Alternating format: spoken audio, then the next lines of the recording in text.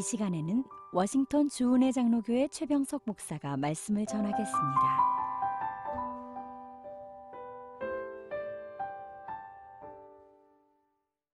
이 거룩한 주일에 하나님께서 우리에게 허락하신 말씀은 말라기 2장 10절에서 16절 말씀입니다. 우리는 한 아버지를 가지지 아니하였느냐? 한 하나님께서 지으신 바가 아니냐?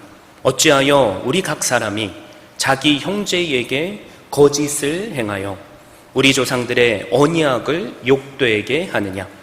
유다는 거짓을 행하였고 이스라엘과 예루살렘 중에서는 가증한 일을 행하였으며 유다는 여호와께서 사랑하시는 그 성결을 욕되게 하여 이방신의 딸과 결혼하였으니 이 일을 행하는 사람에게 속한 자는 깨는 자나 응답하는 자는 물론이요 만군의 여호와께 제사를 드리는 자도 여호와께서 야곱의 장막 가운데에서 끊어버리시리라.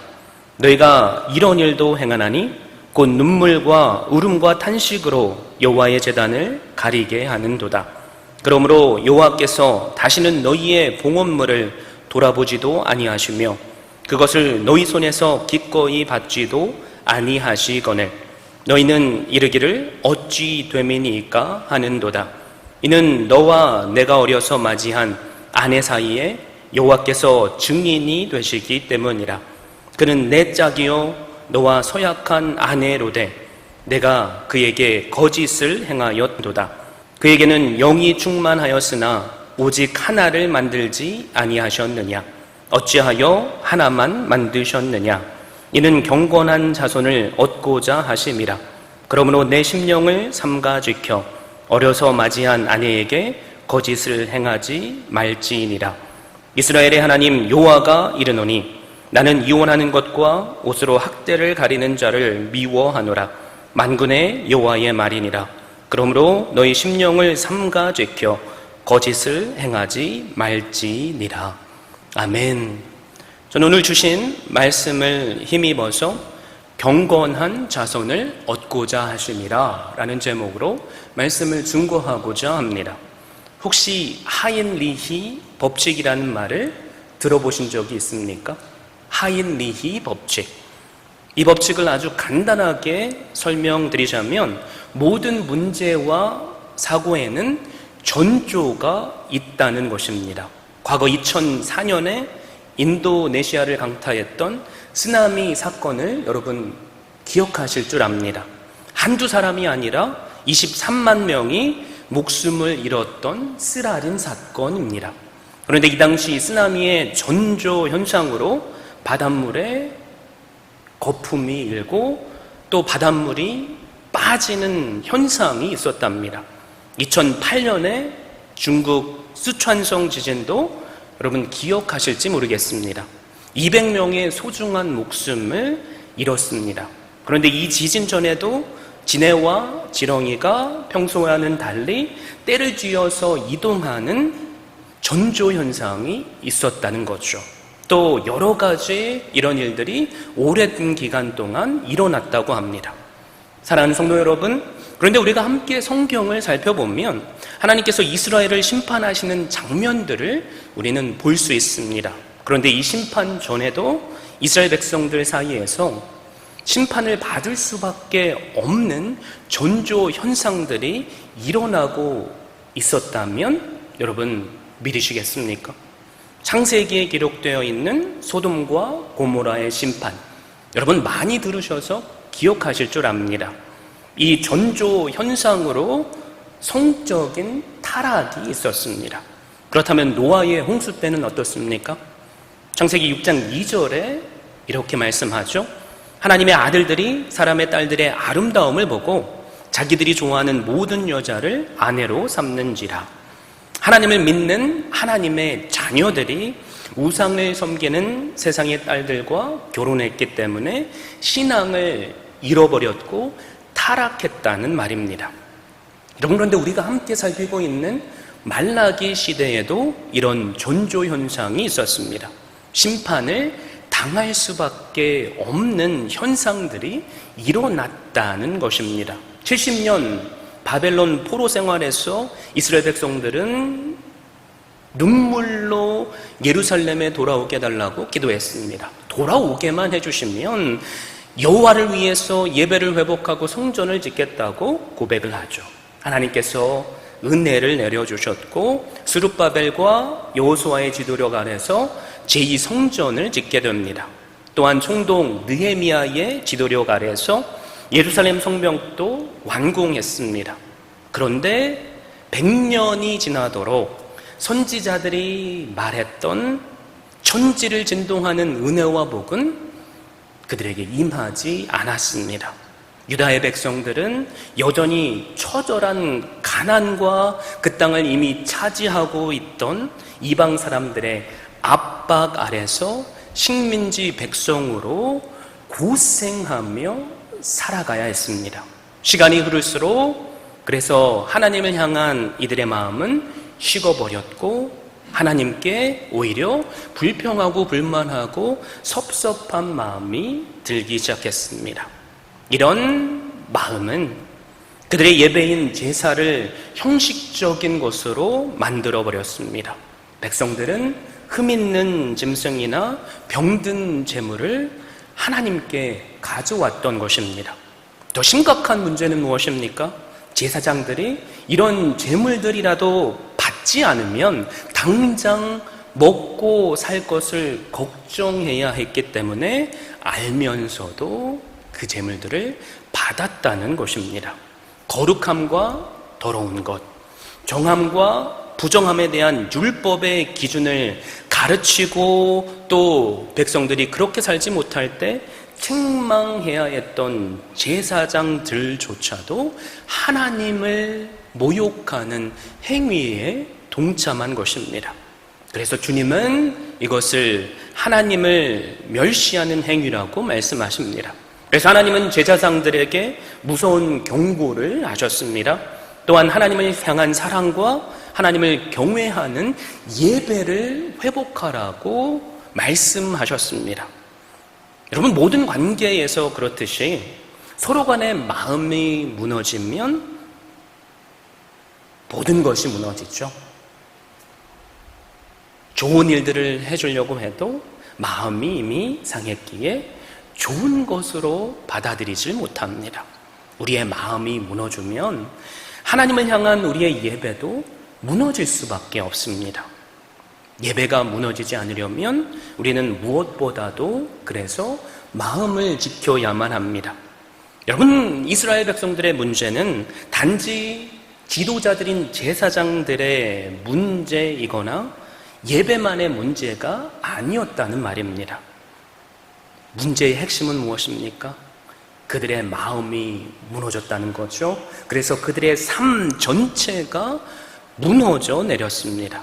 예배가 무너졌기에 이스라엘 백성에게 심판을 받을 수밖에 없는 전조 현상들이 뚜렷하게 나타납니다. 그래서 하나님께서는 10절 하반절에서 이렇게 말씀하십니다. 어찌하여 우리 각 사람이 자기 형제에게 거짓을 행하여 우리 조상들의 언약을 욕되게 하느냐. 하나님께서 이스라엘 백성들이 하나님의 임재와 사랑을 경험하지 못하는 이유를 말씀하시고 있습니다. 그들이 형제에게 거짓을 행하며 살기 때문이라는 것입니다. 표면적으로 형제에게 거짓을 행하며 살고 있지만 여러분, 그 내면에는 사실 하나님을 향한 거짓이 숨겨져 있다는 말입니다. 여기서 말하는 거짓은 배신을 의미합니다. 형제에게 배신하는 것. 특별히 오늘 우리가 함께 읽은 말씀은 결혼과 이혼에 대해서 말씀하시죠. 그것이 사실 사람에게 배신하는 것만이 아니라 하나님을 향한 배신이라고 선포하신 것입니다. 그래서 하나님은 하나님과 맺은 언약을 욕되게 했다라고 말씀하십니다. 표면적으로 사람과 관계에서 무너져 있는 것처럼 보이지만 그 진짜의 문제는 하나님과 우리의 사이가 무너져 내렸다는 거죠. 그래서 하나님께서는 형제와 관계에서 거짓을 행한 대표적인 두 가지 예를 들고 계십니다. 이방 여인과 결혼한 문제와 또 이혼의 문제였습니다. 이방 여인과 결혼 문제를 그래서 11절에서 13절 말씀으로 먼저 말씀하십니다. 11절에서 하나님은 이것을 이방신의 딸과 결혼했다라고 말씀하십니다. 사랑하는 성도 여러분, 우리는 이 시점에서 한 가지 확실하게 짚고 넘어가야 할 것이 있습니다. 하나님은 결코 이방 여인과 결혼하는 것을 죄라고 말씀하시진 않는다는 것입니다. 왜 그렇습니까? 성경에 보시면 위대한 믿음의 이방 사람들이 나오기 때문이죠. 특별히 믿음의 여인들을 통해서 우리는 그것을 알 수 있죠. 여리고성의 기생 라합을 우리는 압니다. 또한 모압 여인이었죠. 룻을 우리는 기억합니다. 그런데 이 두 여인의 공통점이 무엇인지 아십니까? 자신들이 섬기던 이방 신들을 버리고 여호와 하나님께 왔고 그 하나님을 믿었다는 것이죠. 출애굽기 2장 9절에서 11절 말씀을 보면 라합이 고백하는 신앙의 고백을 우리는 들을 수 있습니다. 여호와께서 이 땅을 너희에게 주신 줄을 내가 아노라. 우리가 너희를 심히 두려워하고 이 땅 주민들이 다 너희 앞에서 간담이 녹나니 이는 너희가 애굽에서 나올 때에 여호와께서 너희 앞에서 홍해물을 마르게 하신 일과 너희가 요단 저쪽에 있는 아모리 사람의 두 왕 시온과 옥에게 행한 일 곧 그들을 전멸시킨 일을 우리가 들었음이라. 우리가 듣자 곧 마음이 녹았고 너희로 말미암아 사람이 정신을 잃었나니 너희의 하나님 여호와는 위로는 하늘에서도 아래는 땅에서도 하나님이신지라. 또 룻이 어머니 나오미에게 했던 신앙의 고백은 어떻습니까? 내게 어머니를 떠나며 어머니를 따르지 말고 돌아가라 강권하지 마옵소서. 어머니께서 가시는 곳에 나도 가고 어머니께서 머무시는 곳에서 나도 머물겠나이다. 어머니의 백성이 나의 백성이 되고 어머니의 하나님이 나의 하나님이 되시리니. 이처럼 라합과 룻의 자신들이 섬기던 이방신을 버린 믿음, 그리고 하나님을 믿는 믿음이 그들을 하나님께서 인정하도록 만들어 주셨습니다. 여러분, 그런데 말라기 시대의 이방 여인과의 결혼은 이것과는 정반대의 일입니다. 이스라엘 백성들은 이방신을 믿는 여인들과 여러분 의도적으로 결혼했습니다. 이들이 사실 이방 여인들과 결혼한 데는 이유가 있다는 말입니다. 이미 말씀드렸죠. 이들은 성전만 재건하면 하나님께서 복을 주실 줄 믿었습니다. 그런데 기대하는 복은커녕 그들의 삶은 여전히 가난합니다. 그런데 그 땅을 차지하고 있던 이방 사람들에게도 무시당하는 삶을 살았던 거죠. 그런데 이들에게 그곳에서 가장 빠르게 자리를 잡고 성공하는 방법이 있었습니다. 그것은 바로 이방 사람들과 결혼하는 것입니다. 우리가 드라마를 통해서 많이 보죠. 신데렐라 스토리. 그 중심에는 뭐가 있죠? 나보다 더 높은 위치에 있는 재벌 자제들과 결혼해서 신분 상승을 꾀하는 거죠. 그러기에 이스라엘 백성들은 우상을 섬기는 여인들과 결혼했던 것입니다.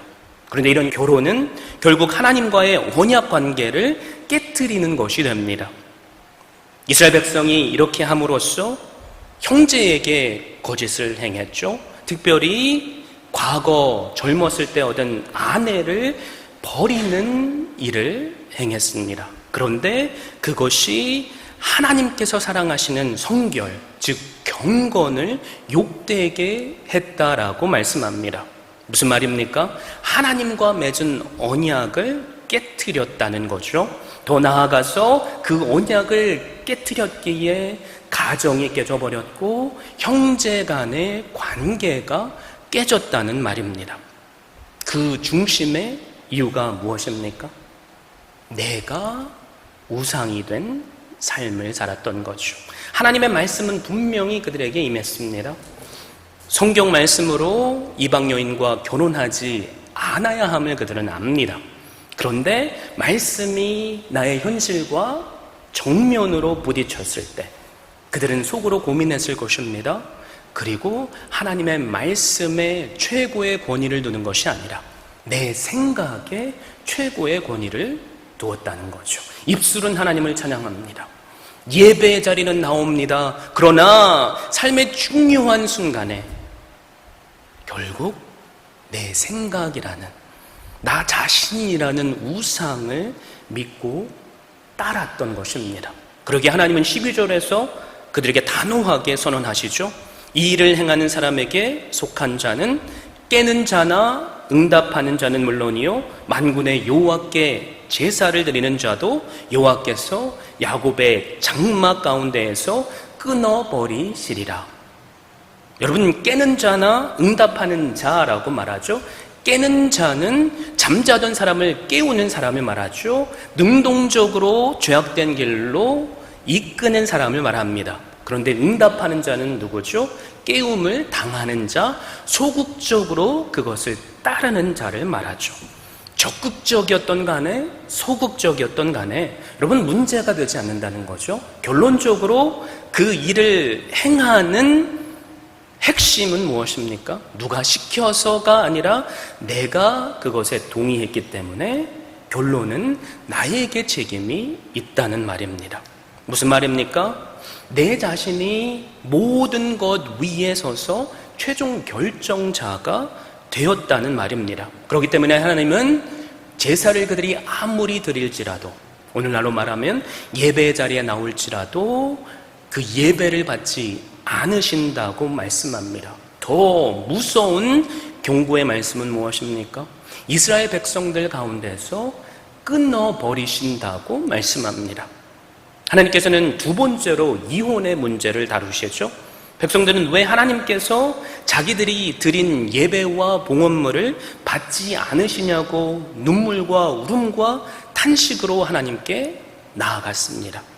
그런데 그들이 어찌 됨이니까? 라는 질문에 하나님께서는 뭐라고 대답하시죠? 아내에게 거짓을 행하기 때문이라고 하십니다.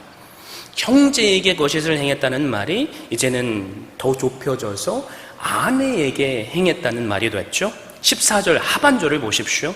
이는 너와 내가 어려서 맞이한 한 해 사이에 여호와께서 증인이 되시기 때문이라. 그는 내 짝이요 너와 서약한 아내로 돼 내가 그에게 거짓을 행하였도다. 이스라엘 백성이 아내를 학대하고 이혼함으로써 아내와 맺은 언약을 신실하게 지키지 않았기 때문이라고 하죠. 여러분, 우리는 보통 한 남자와 한 여자가 만나서 결혼을 할 때 이 결혼은 두 사람 간에 맺은 관계라고 생각을 합니다. 그러나 결혼은 사실 양자 관계가 아니라 삼자 관계입니다. 왜냐하면 결혼은 언약에 기초하고 하나님께서 그러기에 친히 증인이 되시는 관계이기 때문입니다. 우리가 결혼식을 하죠. 그냥 혼인신고서만 작성하고 제출하면 되는데 왜 결혼식을 합니까? 많은 분들을 축하해달라고 모시는 것도 있지만 증인으로 모시고 또 그 가운데 많은 사람들 앞에서 하나님 앞에 우리의 증인되어 달라고 고백하며 또 서약하는 예식이기 때문입니다. 그렇기 때문에 사실 결혼관계는 두 사람의 관계만이 아니죠. 하나님과의 삼자 관계가 됩니다. 그런데 이스라엘 백성들은 둘만의 관계라고 생각했습니다. 그래서 내 유익을 위해서 아내도 버렸던 거죠. 하나님께서 남자가 부모를 떠나 그의 아내와 합하여 둘이 한 몸을 이룰지로다 라고 말씀하신 것을 여러분 그들이 몰랐겠습니까? 분명히 알았다는 거죠. 주님께서도 이것을 우리에게 말씀하시죠. 사람이 마음대로 하나님께서 한 몸으로 세워주신 결혼관계를 깰 수 없다고 말입니다. 여러분, 우리가 성경을 그런데 읽으면 성경에는 물론 이혼을 허락하는 예외적인 경우들이 나옵니다. 고린도전서 7장 15절에서 사도 바울은 믿는 자가 믿지 않는 배우자가 이혼을 요구할 경우 헤어지라라고 말씀합니다.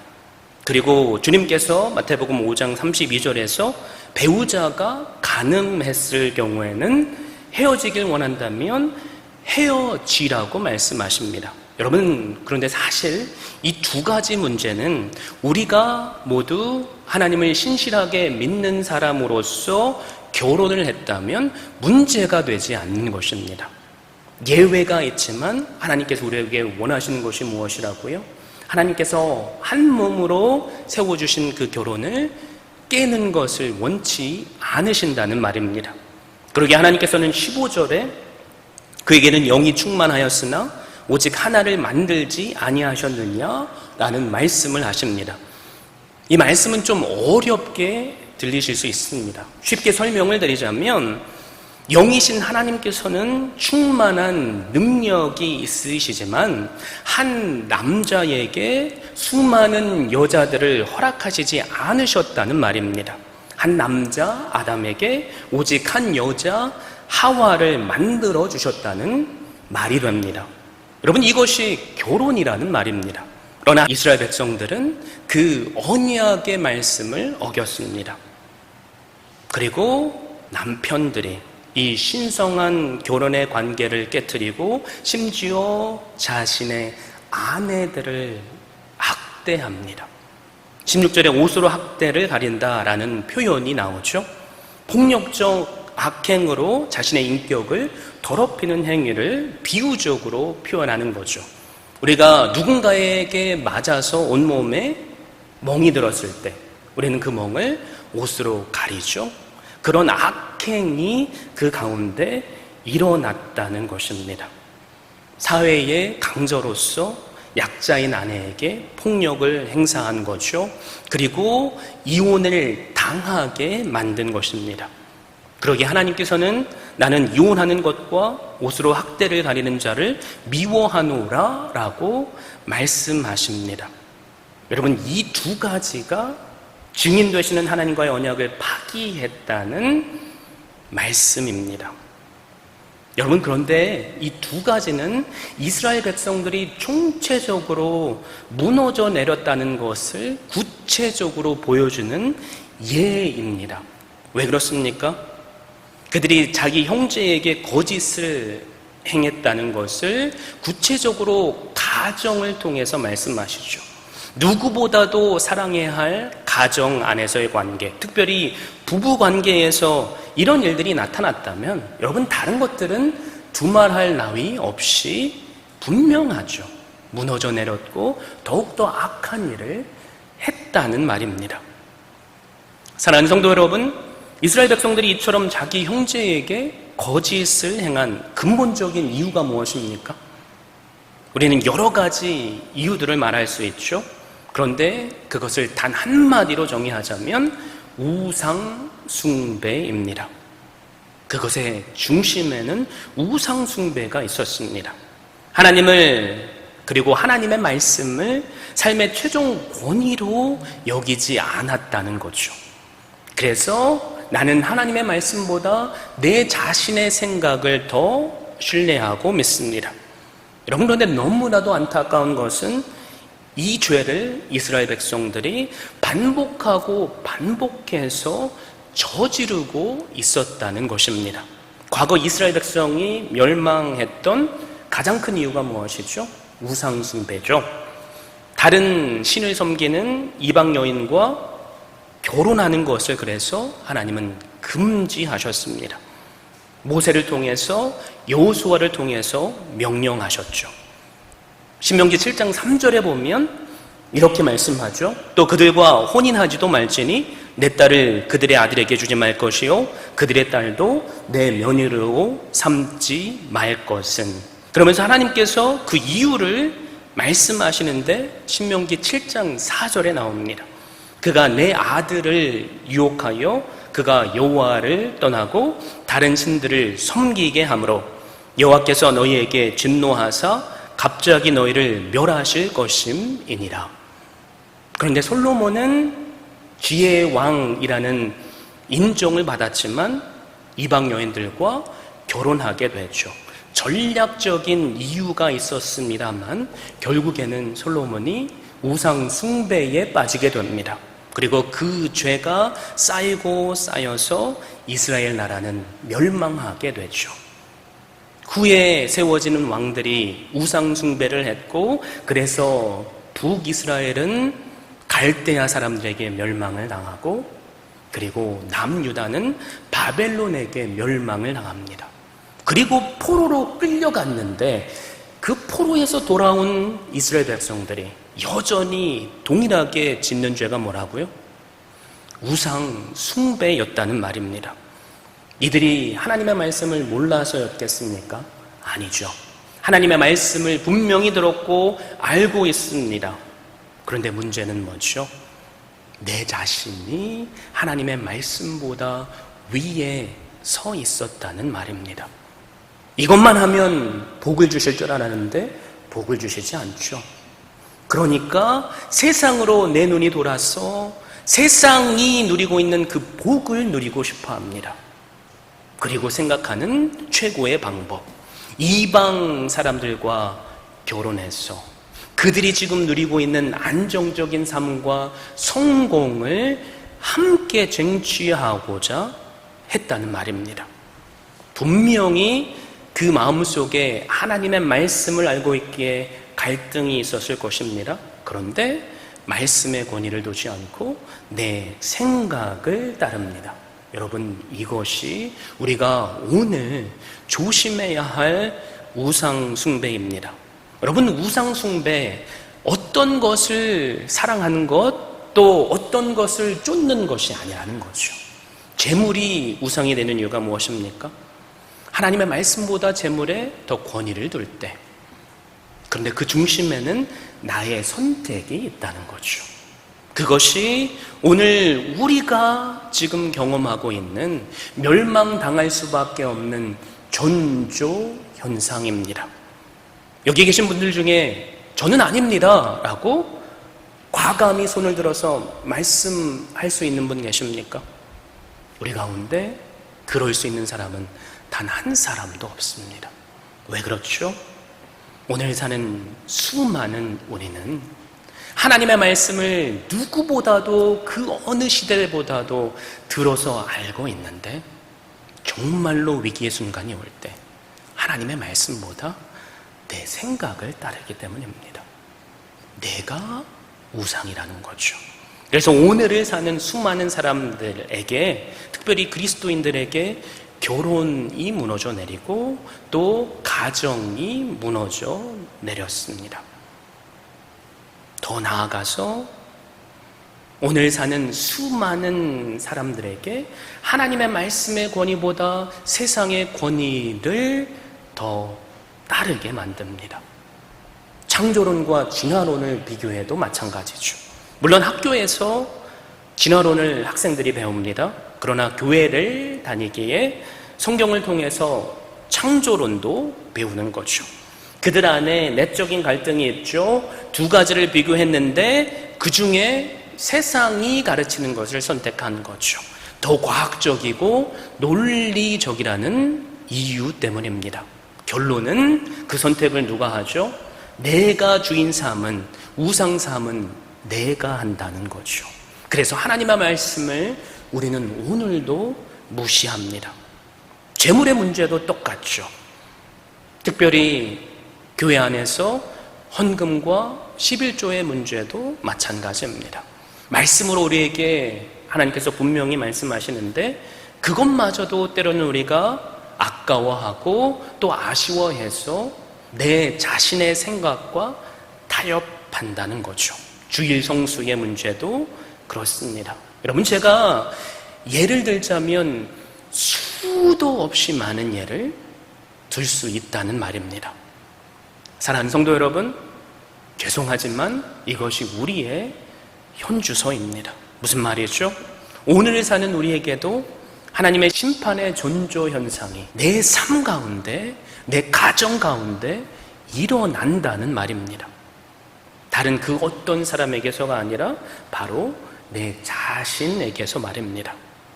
여러분, 그런데 우리 안에 소망이 있습니다. 하나님의 말씀 속에는 소망이 있습니다. 그럼에도 불구하고 오늘 하나님께서 이스라엘 백성들에게, 아니 오늘을 사는 우리에게 경고의 말씀을 주시는 이유가 무엇입니까? 너희를 심판하시겠다는 것이 아니라 너희에게 소망을 주시기 원한다는 말씀이 나옵니다. 그 말씀이 바로 15절입니다. 그에게는 영이 충만하였으나 오직 하나를 만들지 아니하셨느냐? 어찌하여 하나만 만드셨느냐? 이는 경건한 자손을 얻고자 하심이라. 그러므로 내 심령을 삼가 지켜 어려서 맞이한 아내에게 거짓을 행하지 말지어다. 하나님께서 지금 이스라엘 백성들에게 경고하시는 이유가 무엇이죠? 내가 너희를 이스라엘 백성들 가운데서 끊어버리시겠다고 무서울 정도로 경고하신 이유가 무엇입니까? 이들이 사실 자신들의 죄를 깨닫고 돌이켜서 경건한 자손이 되기를 바라셨던 것입니다. 사랑하는 성도 여러분, 우리는 성경을 통해서 잘 알고 있죠. 이들은 경고의 말씀을 수없이 들었음에도 돌이키지 않았습니다. 돌이켰다면 얼마나 좋았겠습니까?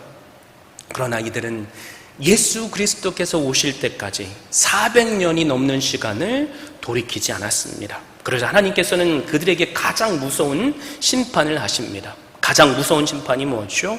그냥 죄악된 길로 알아서 죽도록 내버려 두시는 것입니다. 400년 기간 동안 하나님께서 하나님의 선지자를 보내시지 않으셨죠? 그래서 이스라엘 백성들은 자신들이 우상을 섬기고 하나님의 말씀보다 내 생각을 더 위에 뒀지만 그것이 죄인지도 모르고 죄악된 길로 갈 수밖에 없었습니다. 하나님은 심판을 선포하셨죠. 그런데 그 가운데에서도 여전히 소망이 있습니다. 15절에 경건한 자손이라고 했죠. 이 경건한 자손이라는 말은 단수입니다. 자손들이 아니라는 거죠. 경건한 자손, 그래서 또 다른 말로 표현하자면 경건한 씨를 의미합니다. 우리가 과거 이스라엘 백성들이 끊임없이 반복해서 하나님 앞에 범죄했지만 하나님은 우리를 포기하지 않으셨습니다. 그래서 이 땅에 경건한 자손, 경건의 씨를 보내주십니다. 그분이 누구죠? 바로 예수 그리스도입니다. 그래서 이 경건한 자손은 단수로 쓰여져 있고 오실 예수 그리스도를 예표합니다. 그리고 이 땅 가운데 400년이 지난 후에 여전히 범죄하는 이스라엘 백성들에게 예수 그리스도께서 오셨습니다. 그들이 자신들이 죄인인지도 깨닫지 못했지만 세상의 죄를 대신 지시고 어린 양이 되셔서 십자가에서 죽어주셨습니다. 그리고 우리를 향한 아버지 하나님의 사랑을 확증해 주셨습니다. 그러기에 성경은 지속적으로 우리에게 선포하죠. 내 능력이 아니라 우리가 예수 그리스도의 의를 입는 믿음으로 구원을 받게 된다. 하나님께서는 우리가 경건한 자손이 되기를 원하십니다. 그런데 우리 힘으로 경건한 자손이 될 수 없다는 거죠. 그러기에 우리의 소망은 오직 예수 그리스도 뿐이십니다. 우리가 예수 그리스도를 믿을 때 그 의가 우리에게 덧입혀져서 우리도 경건한 자손이 됩니다. 경건한 자손들이 아니라 나 한 사람이 경건한 자손이 된다는 말입니다. 로마서 5장 8절에 그래서 우리에게 이렇게 선포하죠. 우리가 아직 죄인 되었을 때에 그리스도께서 우리를 위하여 죽으심으로 하나님께서 우리에 대한 자기의 사랑을 확증하셨느니라. 우리가 아직 죄인 되었을 때에, 내가 죄인인지도 몰랐을 때에 예수님을 우리에게 보내주셨고 우리로 죄인임을 깨닫게 해주셨고 은혜로 예수님의 십자가가 믿게 해주셨고 또 그분을 믿는 믿음을 주셨습니다. 그러기에 우리도 오늘 이 시간 경건한 자손이 된 줄로 믿습니다. 하나님께서 지속적으로 우리에게 경건한 자손이 되라고 말씀하십니다. 기억하십시오. 우리는 절대로 경건한 자손이 될 수 없습니다. 왜 그럴까요? 우리는 우리의 마음을 지킬 수 없기 때문입니다. 여러분, 밖을 보면 나무들이 잎사귀를 초롱초롱하게 매달고 있죠. 그런데 바람 없이 흔들리는 나뭇가지는 절대 있을 수 없습니다. 그런데 나도 모르게 흔들리는 것이 우리 인간의 마음입니다. 그래서 마음이 무너지면 무엇이 무너지죠? 내 인생이 무너지고 관계가 무너집니다. 그렇다면 우리가 어떻게 그 마음을 지킬 수 있습니까? 다른 방법은 없습니다. 우리가 오직 예수 그리스도를 믿고 그분께 내 삶의 최종 권위를 드리는 것입니다. 그리고 예수 그리스도의 뜻을 분별할 수 있는 최종 권위가 되는 하나님의 말씀으로 내 마음을 지속적으로 채우는 것입니다. 그래서 주님께서 요한복음 15장 5절에서 7절에 이렇게 말씀하시죠. 나는 포도나무요 너희는 가지라. 그가 내 안에 내가 그 안에 거하면 사람이 열매를 많이 맺나니 나를 떠나서는 너희가 아무것도 할 수 없습니다. 사람이 내 안에 거하지 아니하면 가지처럼 밖에 버려져 마르나니 사람이 그것을 모아다가 불에 던져 사르느니라. 너희가 내 안에 거하고 내 말이 너희 안에 거하면 무엇이든지 원하는 대로 구하라. 그리하면 이루리라. 여러분, 이 시간 주신 말씀으로 내 자신을 돌아볼 수 있기를 바랍니다. 많은 분들이 오늘 우리가 함께 살펴본 말씀을 결혼과 이혼의 문제로 이야기를 하죠. 그런데 사실 이것은 결혼과 이혼만의 문제가 아닙니다.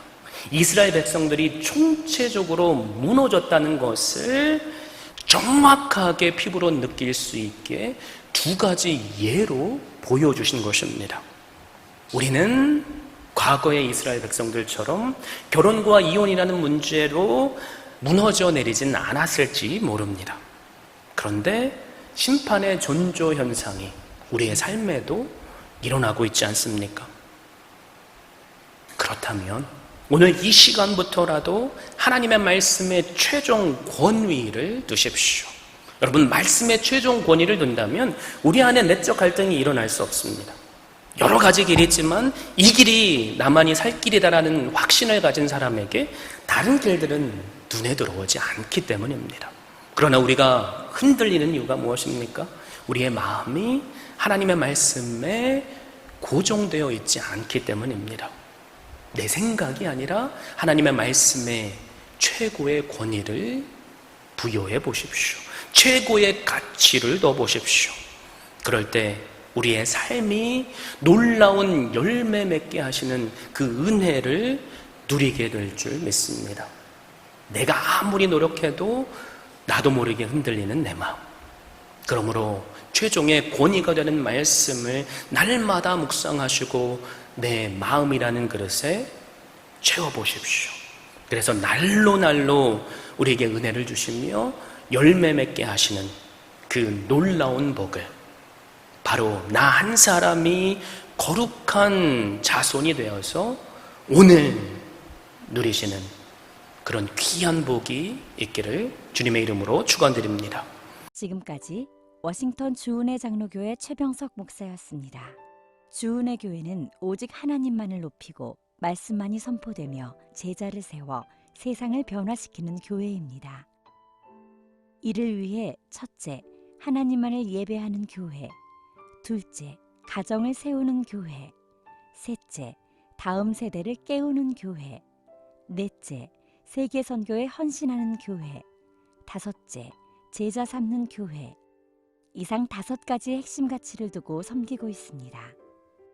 워싱턴 주은혜 장로교회 주일 예배는 오전 11시, 수요 예배는 오후 8시, 새벽 예배는 화요일부터 토요일 오전 6시에 드리며 주소는 12851 나이트 아크로드, 페어팩스, 버지니아 22030입니다.